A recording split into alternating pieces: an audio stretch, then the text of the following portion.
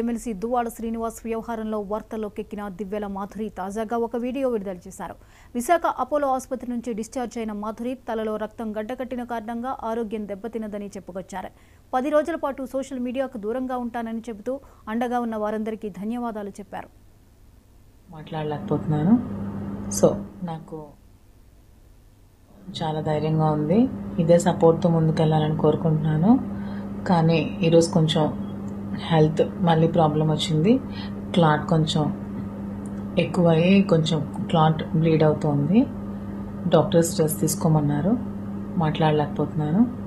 So కొద్ది రోజుల్లో social మీడియాకి దూరంగా ఉందాం అనుకుంటున్నాను.